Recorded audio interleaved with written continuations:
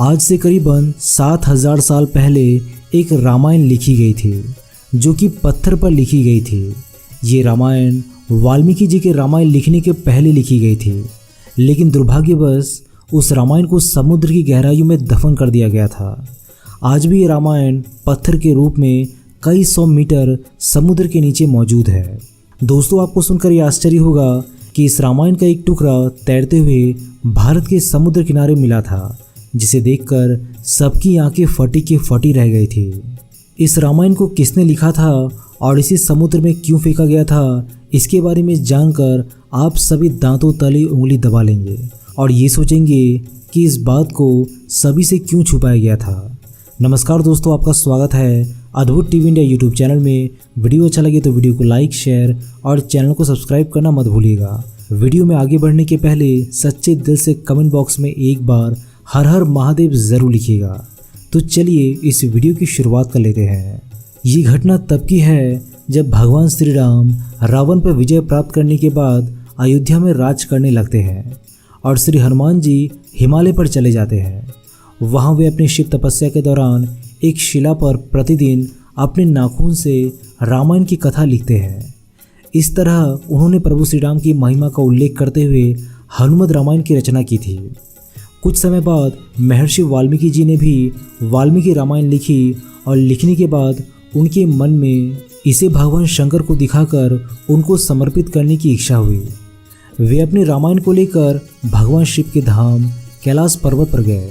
वहाँ उन्होंने हनुमान जी को और उनके द्वारा लिखी गई हनुमत रामायण को देखा। हनुमत रामायण के दर्शन करने के बाद वाल्मीकि जी आश्चर्यचकित हुए और निराश भी हुए।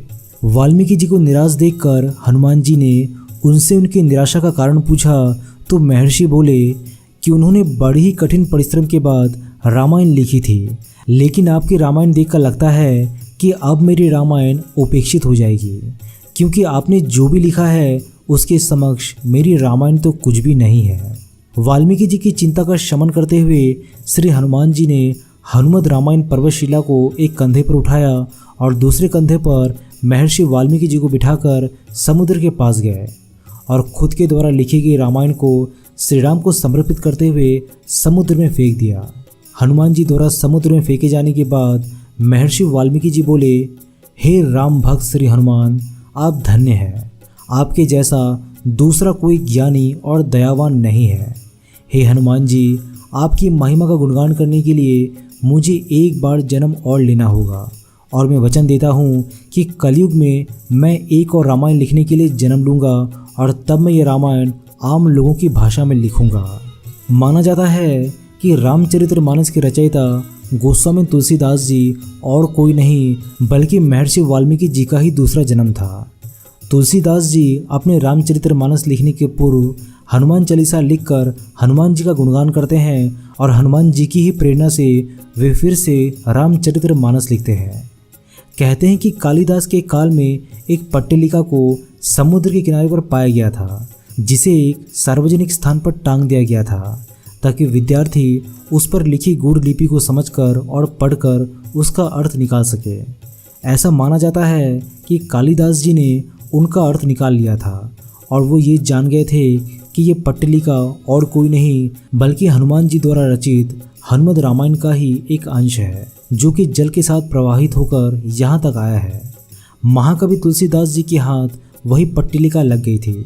उसे पाकर तुलसीदास जी ने अपने आप को बहुत भाग्यशाली माना कि उन्हें हनुमत रामायण के श्लोक का एक पद प्राप्त हुआ है। दोस्तों, इस वीडियो के बारे में आप सभी का क्या ख्याल है? अपने सभी विचार कमेंट बॉक्स के माध्यम से ज़रूर लिखिएगा। वीडियो अच्छा लगे तो वीडियो को लाइक, शेयर और चैनल को सब्सक्राइब करके बेल आइकन को प्रेस करना मत भूलिएगा। मैं हूं आपका दोस्त प्रदीप। जल्दी मिलता हूं आप सभी के साथ एक नए वीडियो के माध्यम से। तब तक के लिए अपना ख्याल रखिएगा।